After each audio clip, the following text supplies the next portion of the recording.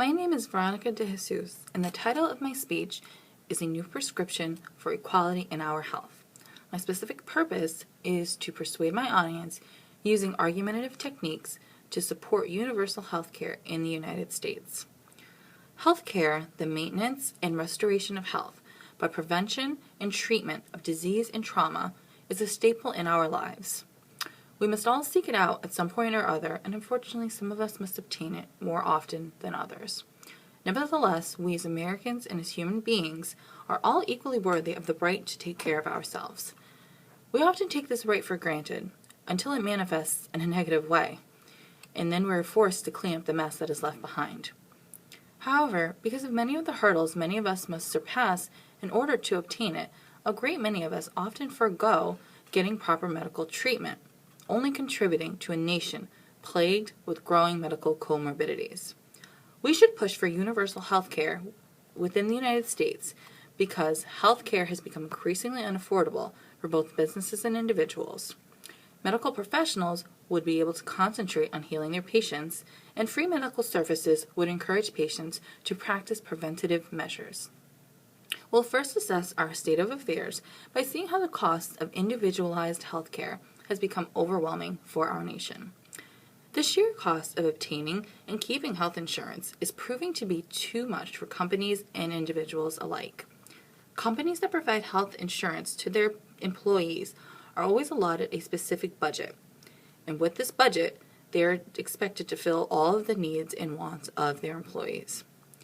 When forced to put more money into ever-growing insurance policies, there is less money budgeted for raises, PTO, training of new employees, and so forth.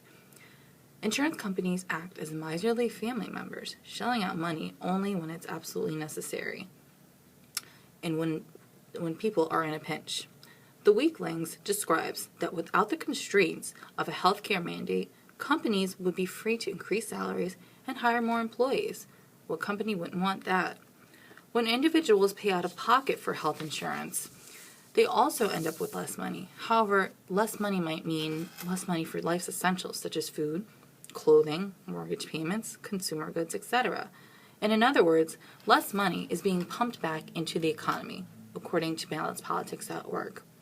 When we take all these points into consideration, we can see that our country is unable to make a significant financial recovery, and we can appreciate the idea that a simpler government-controlled system that reduced costs could go a long way in helping within that recovery. We have to make steps in our national system if we ever seek to have a flourishing economy again, smoothly running and operating companies, and fulfilled, satisfied employees. Now we'll discuss the benefits of allowing medical professionals to spend more time focusing on their patients. The first question one gets when inquiring about a new healthcare provider is usually concerning the type of insurance they have. How disheartening to see that our healthcare provider is restricted by the type of insurance we have or do not have. Oftentimes, our doctor's level of practice is subject to the discretion of the insurance company. For example, providers may forego certain diagnostic tests or procedures for a patient if they are not covered by that individual's insurance company. Doctors must practice defensive medicine in order to avoid being sued, according to balancepolitics.org. A simplified, universal healthcare system would remove the politics of insurance companies and thus allow healthcare providers to focus their attention and efforts on the care and status of their patients, which is their profession. Dr. Ackerman, Associate Director of the Center for Health Policy and Professionalism Research at Indiana University School of Medicine, states, across the board, more physicians feel that our fragmented and for-profit insurance system is obstructing good patient care, and a majority now support national insurance as the remedy. America's standards for exceptional health care far exceed that of other countries in many facets. Yet, despite this fact, in our country, we still feel as though our health care and our health in and of itself is not made a priority. We feel as though we're just pulling a number at the deli counter, and the tired butcher, or in our circumstances, the tired physician, is just quickly serving us with no questions asked. Doctors feel that they are forever under the gun and at the mercy of insurance companies to streamline their care into neat, orderly, precise packages. However, physicians take an oath upon graduation of medical school that they will do no harm and that they will heal their patients regardless of their circumstances. How are they able to achieve this feat when their realm of care becomes restricted, ultimately due to money or lack thereof?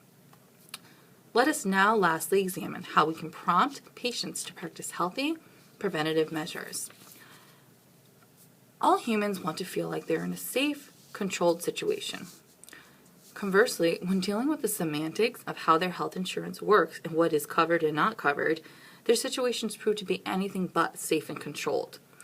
Patients would be much more inclined to inquire about health problems early on when they don't have to worry about climbing costs or being denied treatment.